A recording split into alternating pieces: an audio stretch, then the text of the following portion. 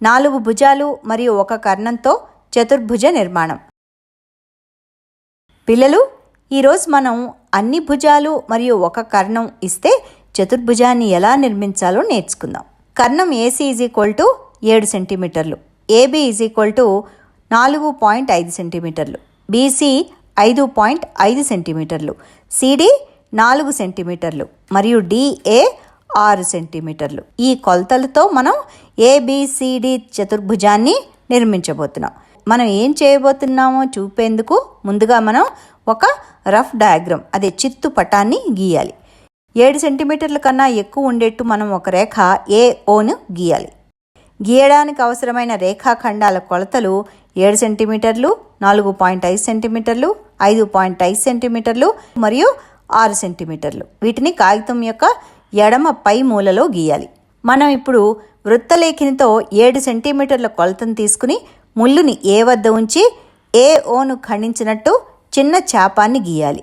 చతుర్భుజ కర్ణం AC 7 సెంటీమీటర్లు, AD 6 సెంటీమీటర్లు మరియు సిడి 4 సెంటీమీటర్లు. వృత్తలేఖినితో 6 సెంటీమీటర్ల కొలత తీసుకుని ముళ్ళుని ఏ వద్ద ఉంచి ఈ వైపు ఒక చాపాన్ని గీయాలి, ఎందుకంటే ఏడి భుజం ఈ వైపు ఉంటుంది.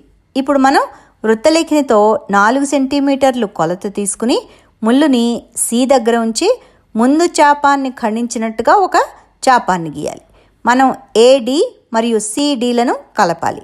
ఇప్పుడు ఏడి = 4.5 సెంటీమీటర్లు, సిడి = 5.5 సెంటీమీటర్లు. కాబట్టి వృత్తలేఖినితో 4.5 సెంటీమీటర్లు కొలత తీసుకుని ముళ్ళుని ఏ దగ్గర ఉంచి ఏసీకి ఈ వైపుగా ఒక చాపాన్ని గీయాలి. ఇప్పుడు మనం వృత్తలేఖినితో 5.5 సెంటీమీటర్లు కొలత తీసుకుంటాం.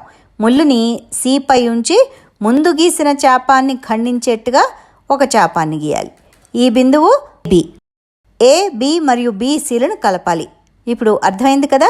మరోసారి చూసి సాధన చేయండి.